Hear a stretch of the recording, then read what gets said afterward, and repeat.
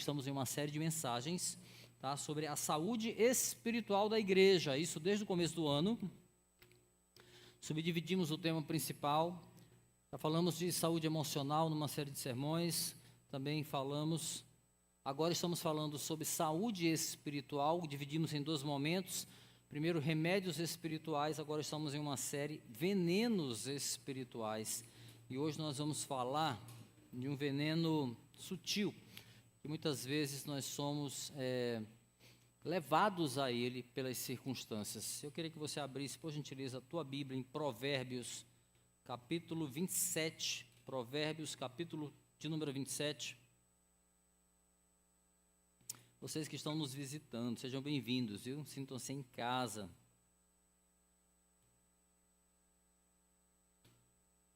Provérbios 27, versículo 17 ao 19. Vamos ler só 3 versículos. Tem aí, gente?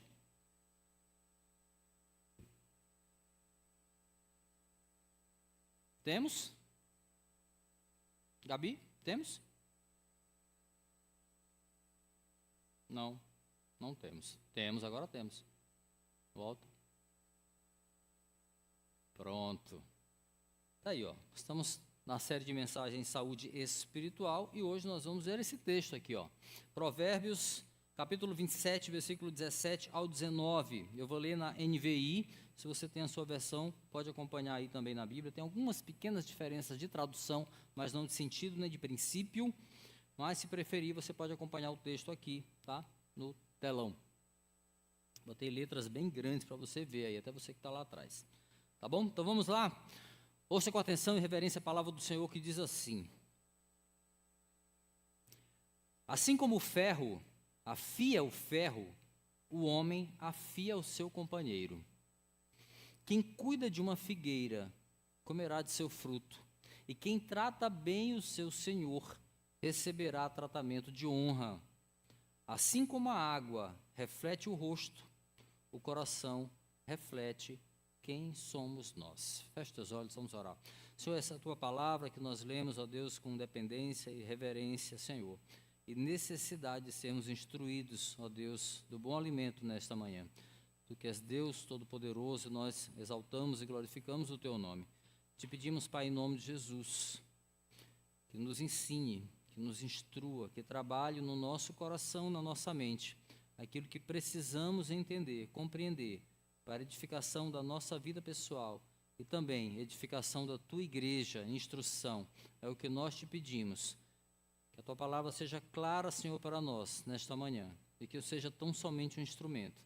Que não venham palavras, ó Deus, qualquer que seja, Senhor, que venha destoar, que venha distorcer qualquer verdade que está na tua palavra, nas Escrituras. É o que nós te pedimos, em nome de Jesus.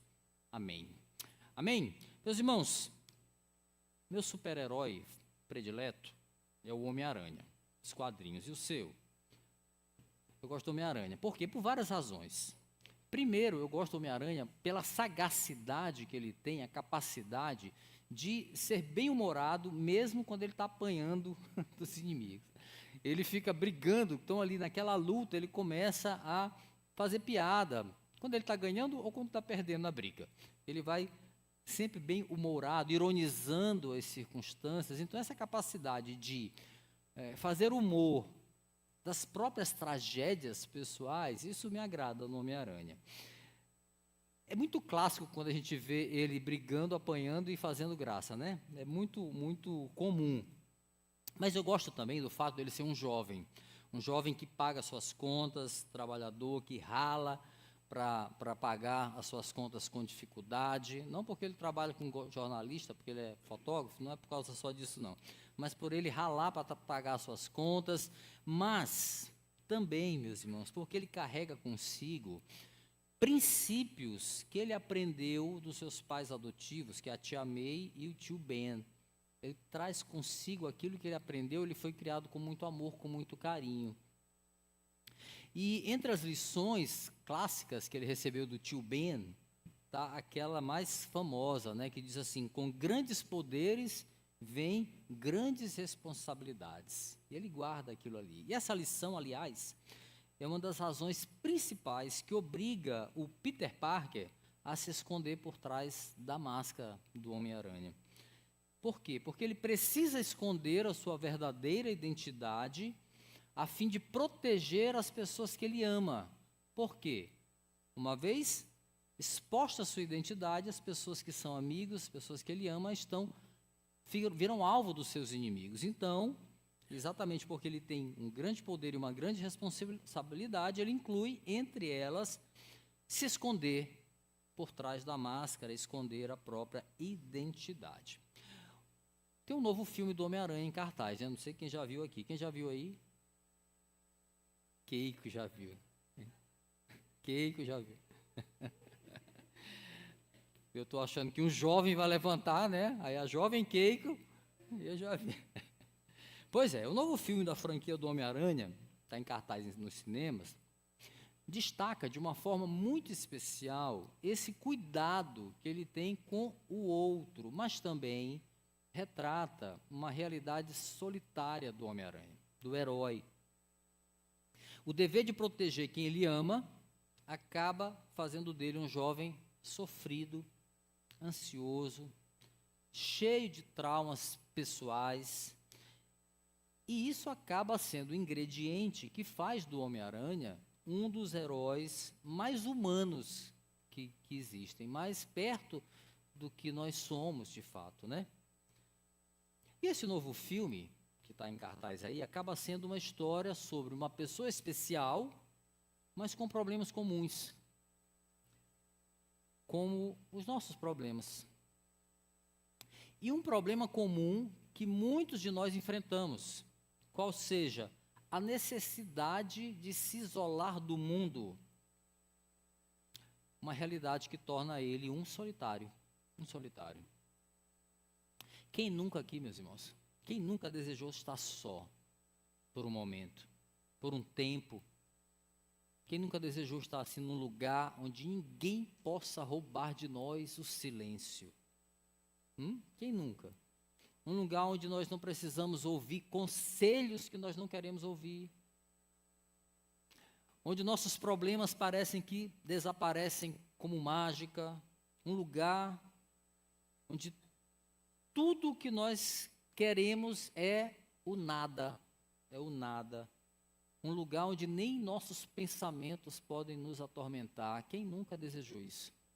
Quem nunca desejou sumir, né? Ou estar em um estado de paz ou de solidão, onde a melhor companhia é nós mesmos. Quem nunca? Meus irmãos, utopias à parte, isolar-se nunca foi o melhor remédio para as dores humanas. Quem disse que não, pastor? Se quando eu estou sozinho eu fico tão bem. Vou repetir o sentido. Isolar-se nunca foi o melhor remédio para as dores do ser humano. Quem disse isso, pastor? A Bíblia disse. A Bíblia disse.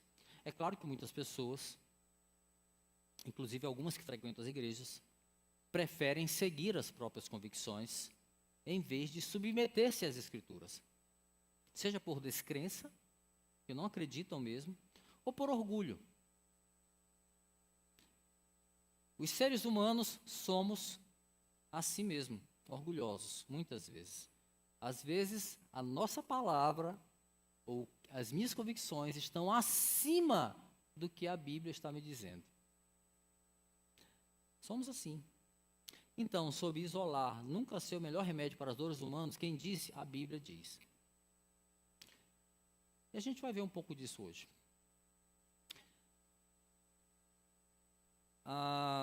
Mas o que o novo filme do Homem-Aranha tem a ver com essa história, pastor? Né? Que tem a ver com Provérbios 27, 17 a 19? Tem muito a ver, meus irmãos, tem muito a ver. Olha, ficção à parte, Peter Parker, ele está sofrendo as consequências do isolamento.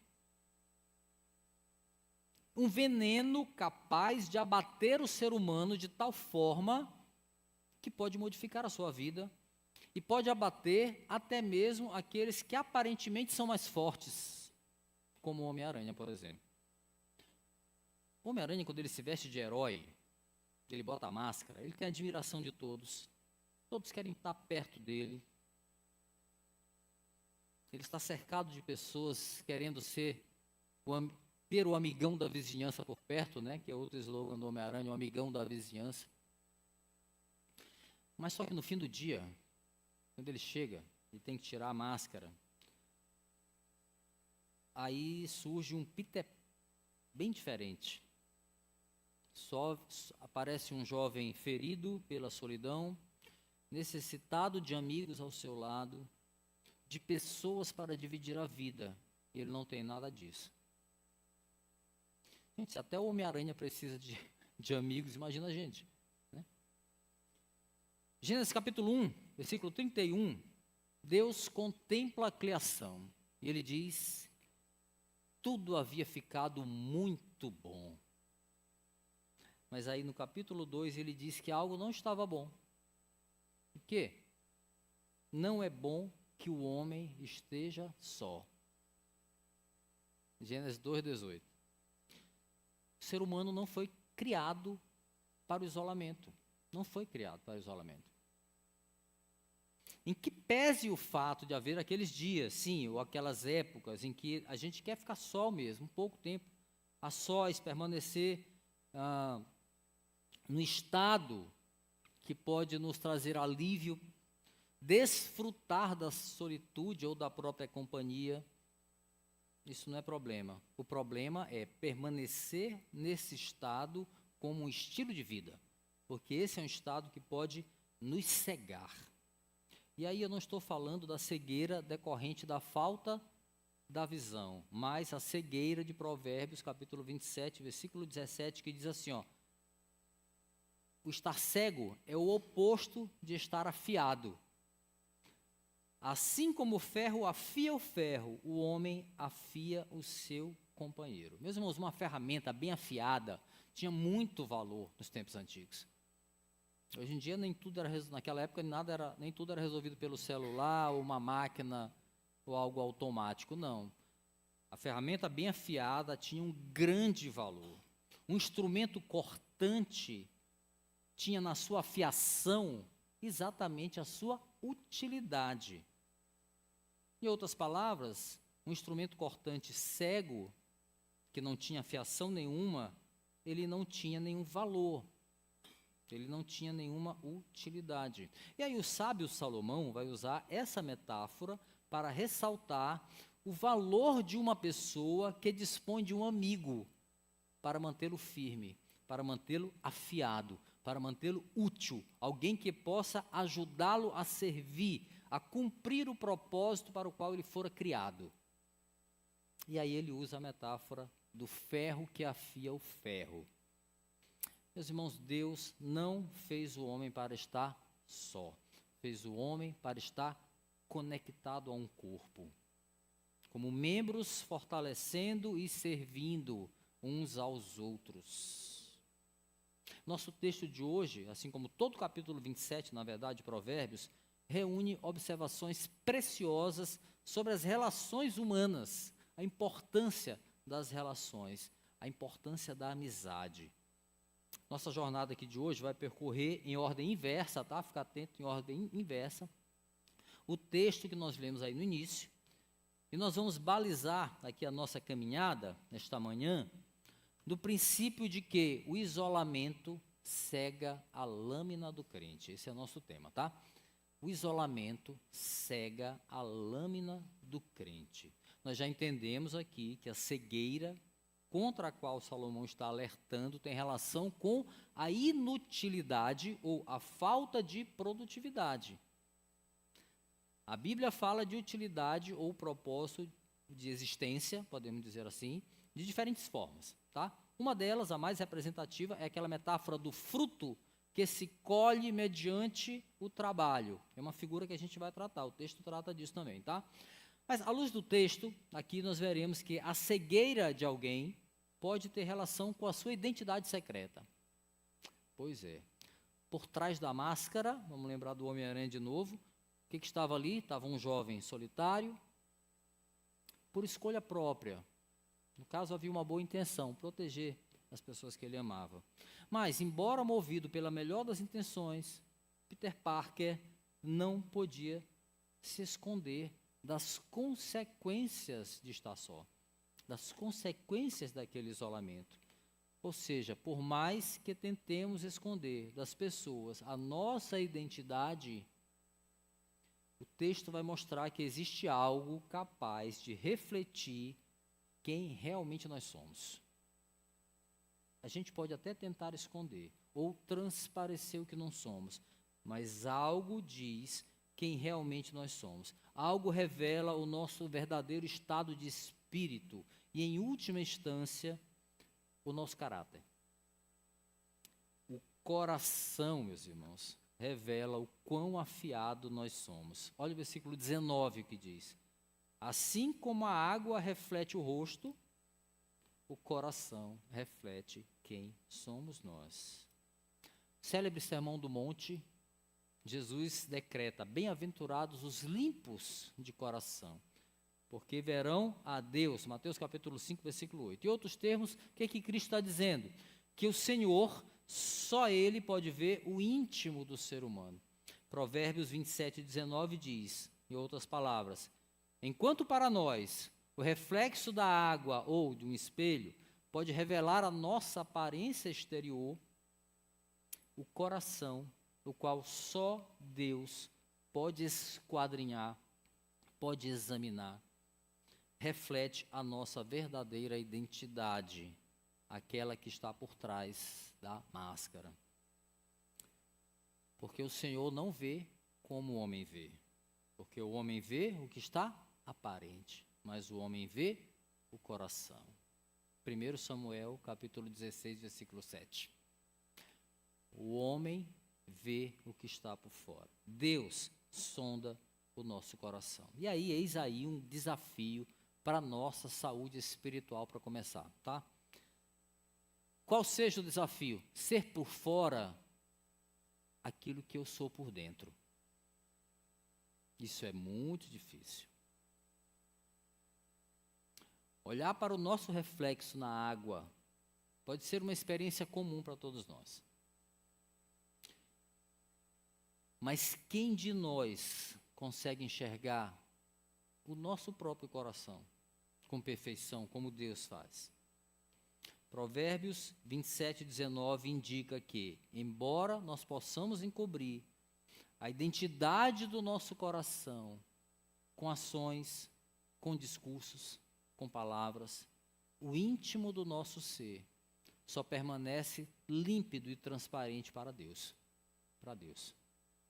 Provérbios 21, versículo 2, Salomão usa outras palavras para tratar desse mesmo princípio. Ele diz assim, ó, Provérbios 21, 2, todos os caminhos do homem lhe parecem certos, mas o Senhor avalia o coração.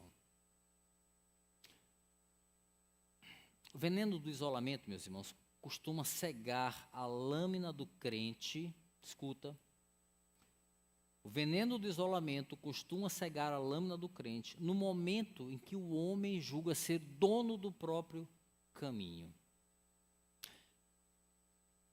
É geralmente quando nós deixamos a nossa fé acalentada pelo egoísmo, pelo individualismo, ou pelo orgulho de nos acharmos autossuficientes, muitas vezes considerando o conselho alheio sempre inferior ao nosso próprio conselho, nós corremos o risco aí gradativamente de cegar o fio da nossa fé.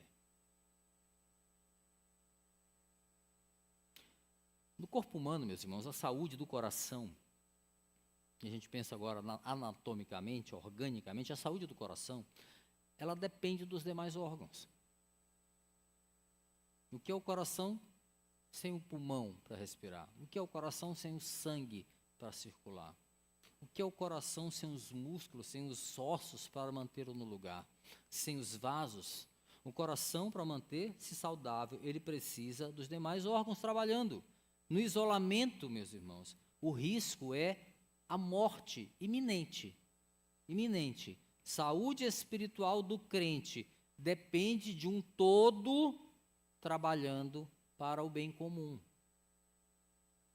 Nosso discurso ou atitude pode até transparecer alguém que está em comunhão, mas de nada vale o discurso se o meu coração está solitário, está isolado, ou talvez satisfeito com aquilo que eu transpareço aos outros, mas Deus vê o que está no nosso coração.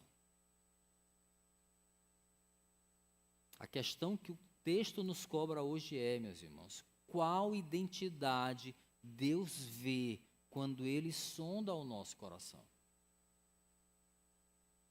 Sim, a identidade secreta do crente, ou aquela que o coração reflete, pode esconder uma lâmina de fé cega, ou seja, sem utilidade para o reino e para Deus. O alerta é forte desse texto.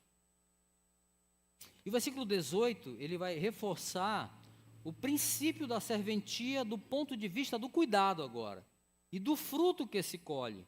Sim, o cuidado revela a afiação do nosso serviço. Vou explicar o texto, versículo 18, que diz, quem cuida de uma figueira comerá de seu fruto, e quem trata bem o seu senhor receberá tratamento de honra.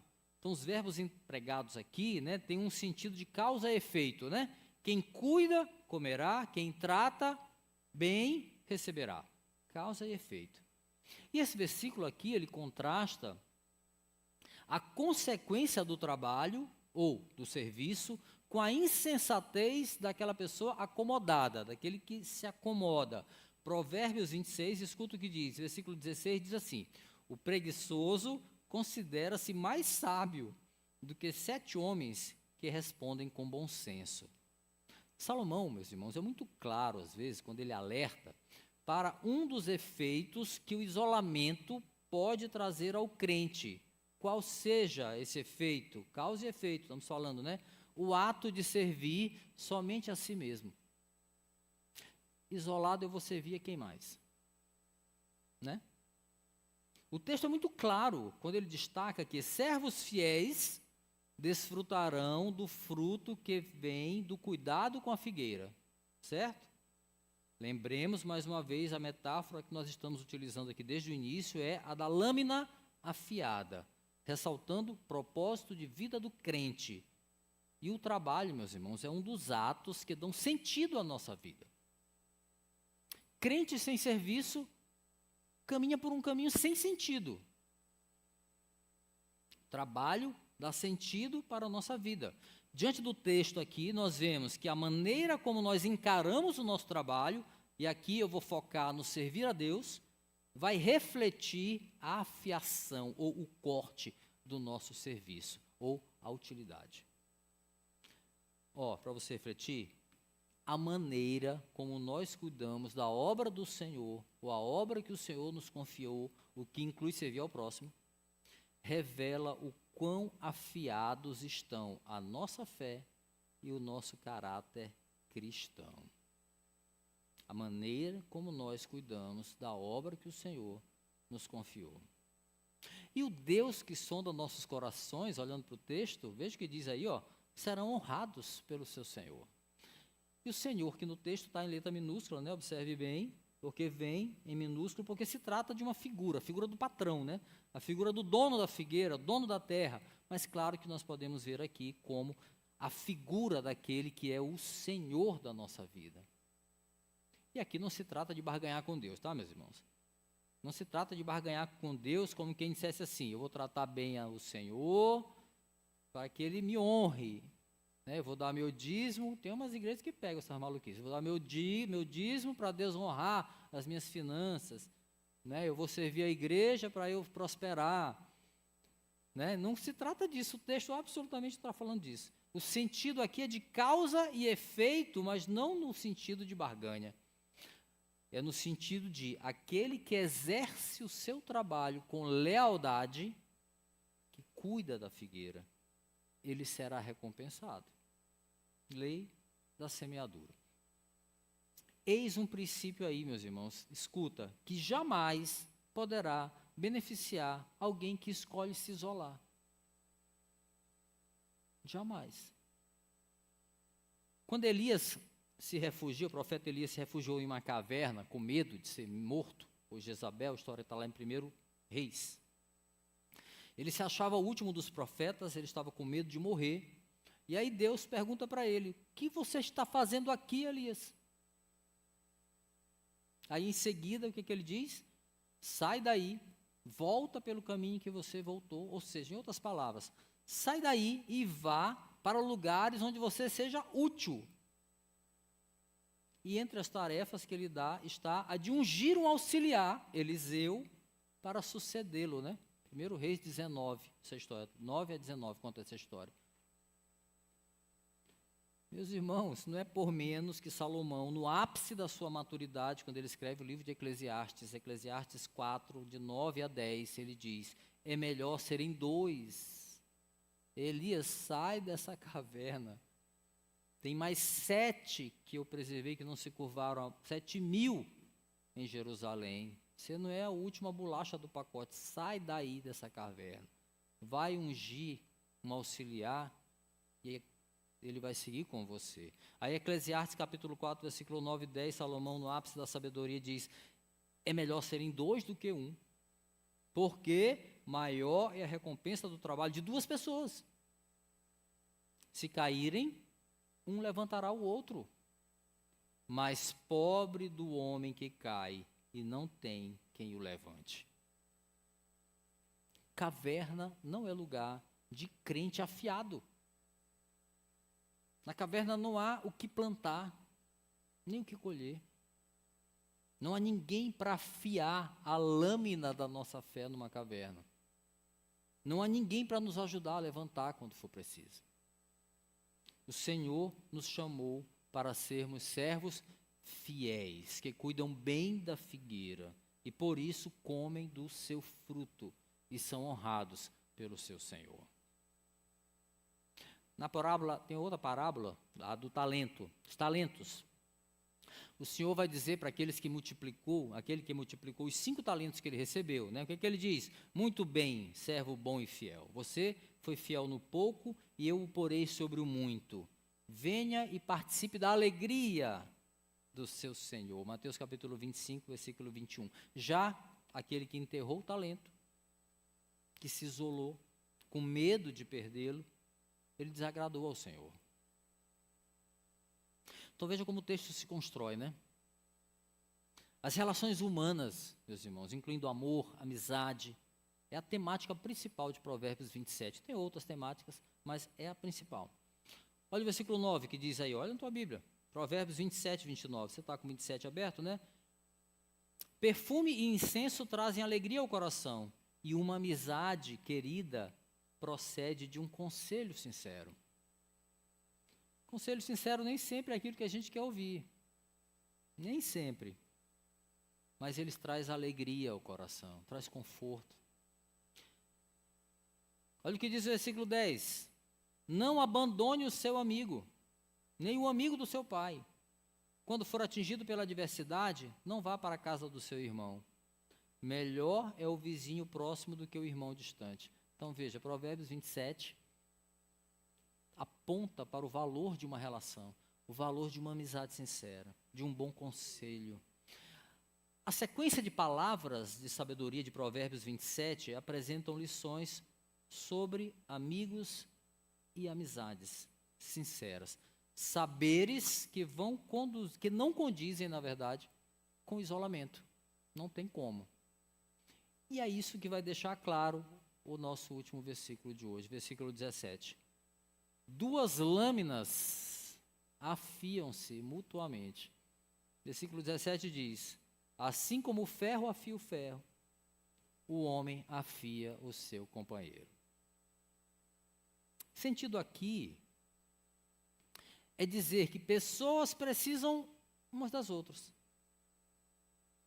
Que o caráter e o intelecto são desenvolvidos pelas relações humanas. É assim que a gente cresce. Não é bom que o homem esteja só, desde o Gênesis.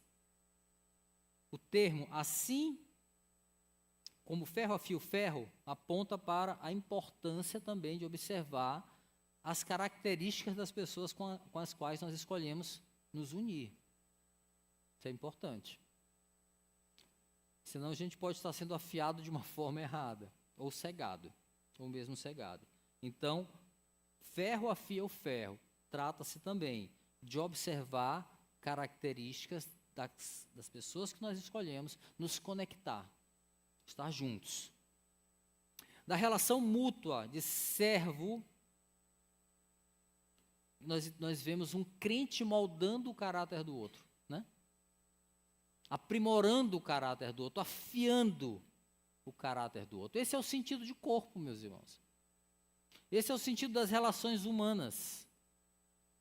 Das relações humanas, onde cada um faz a sua parte, se preserva a saúde da igreja, se preserva a saúde espiritual da igreja.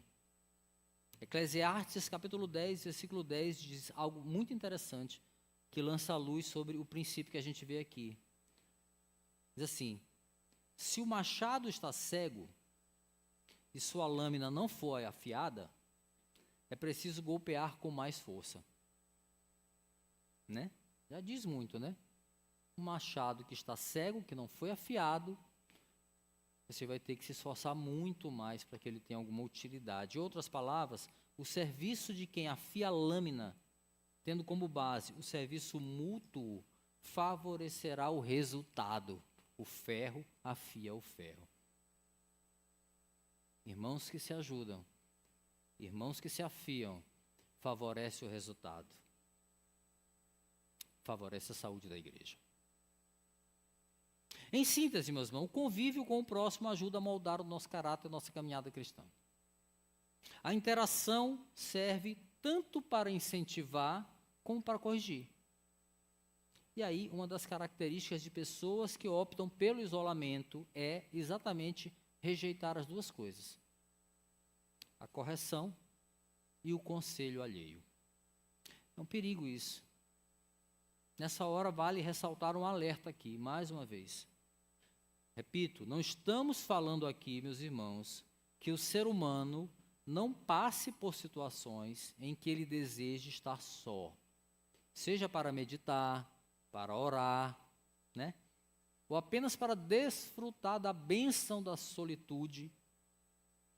Estar em companhia de si mesmo, muitas vezes, é algo muito bom em certos momentos. Não estamos falando disso, tá? O alerta aqui é contra o veneno de fazer do isolamento um estilo de vida, como se o conselho alheio sempre fosse algo ruim ou que ninguém merece a minha confiança. Porque ninguém presta, porque ninguém vale, merece a minha confiança. Esse é o problema. Geralmente, quando medimos a confiança nas pessoas, olhando para nós mesmos, nós esbarramos no pecado da soberba. Como quem diz, eu me basto. Eu não preciso de ninguém me dizendo o que eu tenho que fazer. Eu sou o melhor conselheiro que pode haver para mim mesmo. E o que a Bíblia diz para eu fazer? Qual é a importância que tem na minha vida? Né? Se eu sou o melhor conselheiro de mim mesmo, o que a Bíblia é para mim? Esse é o perigo. Nos importa o que a Bíblia diz? Ela diz, assim como o ferro afia o ferro, o homem afia o seu companheiro. Ela diz, é melhor serem dois do que um, porque maior é a recompensa do trabalho de duas pessoas. Se caírem, um levantará o outro, mas pobre do homem que cai e não tem quem o levante. Eclesiastes 4, 9 e 10. A Bíblia diz também, não nos deixemos de nos reunir como igreja, segundo o costume de alguns, mas procuremos encorajar uns aos outros, sobretudo agora que vocês veem aproximar-se o dia. Jesus está voltando, meus irmãos. E a palavra nos ensina também que o servo, bem-aventurado aqueles que quando o servo voltar a encontrá-los assim como? Servindo, afiando um ao outro, né? Meus irmãos, o ato de encorajar uns aos outros, ferro afiando ferro, né? Tem nas Escrituras um peso de mandamento. De mandamento, não é um conselho, é um mandamento. Reunirmos como igreja, que é o que nós estamos fazendo aqui, não pode se resumir a frequentar cultos. Alguns de nós mal fazemos isso esporadicamente. Se estar reunido como igreja fosse resumir a estar no culto, nós estamos bem distante do conceito do que é o corpo do Senhor. O ferro que afia o ferro ilustra o valor dos relacionamentos, meus irmãos. É um servindo ao outro, aconselhando um ao outro, corrigindo, encorajando, ajudando a levantar quando for preciso. Grosso modo, isolar-se é um ato de desobediência. E é uma armadilha que muitas vezes é plantada no coração do homem, um veneno espiritual na vida do crente. Olha, se existe alguém aqui hoje achando que se isolar é o melhor remédio para a dor, eu oro para que a palavra de Deus ministrada hoje aqui e o Espírito Santo, quem pode fazer alguma coisa, eu só posso pregar. Mas eu oro para que a palavra de Deus e o Espírito Santo, que tem poder de mudar o coração do homem, traga um cântico novo para os seus lábios esta manhã. Um novo pensamento, baseado na doce palavra do Senhor. Nós vimos hoje que, assim como a água reflete o nosso rosto, o coração reflete quem nós somos, no íntimo do nosso ser. Que o nosso coração, meus irmãos, reflita um caráter de servo, reflita um caráter de pessoas que buscam saúde espiritual com o auxílio do outro. E também sejam ferro que afia outro ferro, ou seja, sejam bênção na vida de um irmão, de uma irmã. Que o nosso coração reflita esse tipo de pessoa. O que você está fazendo aqui, Elias? Hein? Talvez a pergunta de Deus para o profeta deva ser feita para nós esta manhã.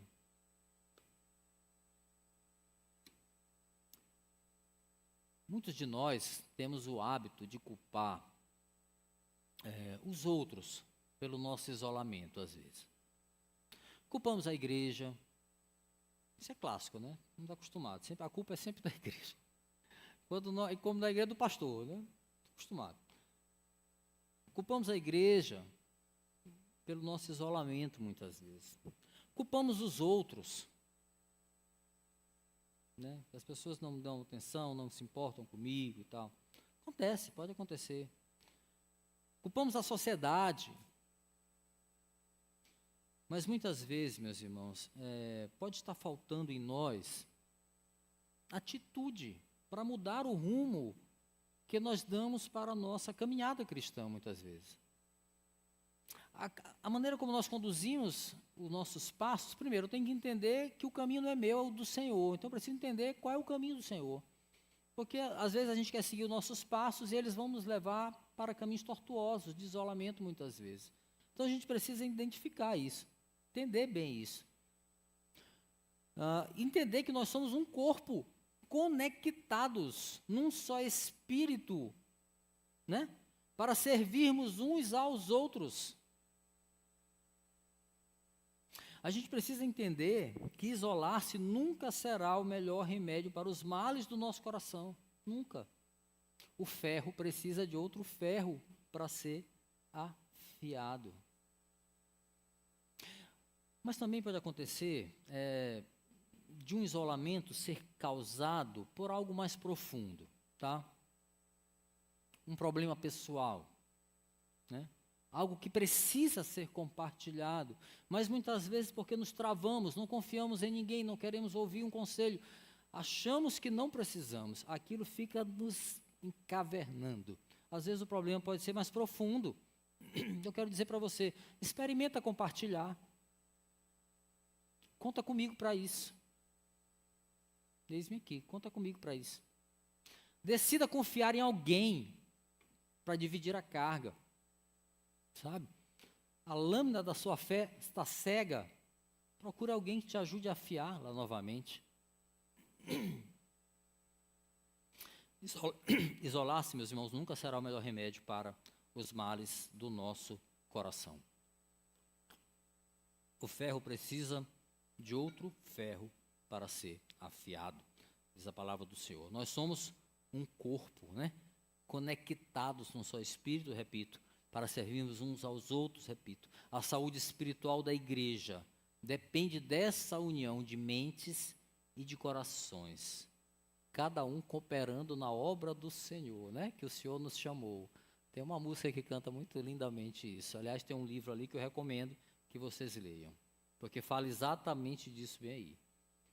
Cada parte cooperando na obra que o Senhor nos chamou. Isso é ser a igreja de Cristo. Vamos ficar de pé. Vamos orar. Que o veneno do isolamento nunca nos leve para a morte espiritual. Que sejamos ferro, afiando outros ferros para a glória do Senhor, até que o Senhor venha, que seja breve. Senhor, eis a Tua palavra que nos instruiu, que nos exortou, que nos incomodou esta manhã. Muito obrigado, Senhor, porque podemos refletir, podemos aprender, podemos olhar para nós mesmos, não simplesmente como alguém que olha o reflexo num espelho ou numa água, mas tentar enxergar pelos olhos do Senhor.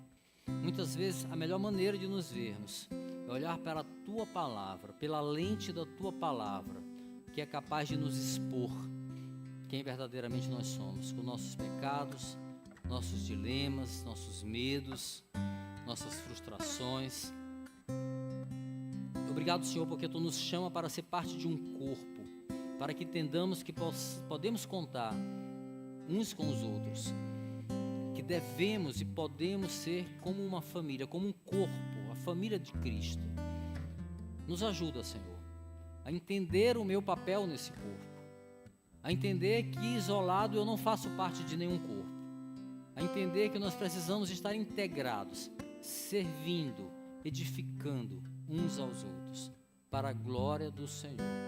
Eu te peço, Senhor, que este remédio espiritual, que é a comunhão, o efeito o contrário do isolamento, seja remédio para a tua igreja. A comunhão, o amor, a unidade, seja bálsamo para a tua igreja. Traga cântico novo para aquele que precisa ser instruído, precisa ser modificado e transformado, alegrado nesta manhã. É o que eu te peço, no nome santo de Jesus. Amém? Vamos adorar o Senhor.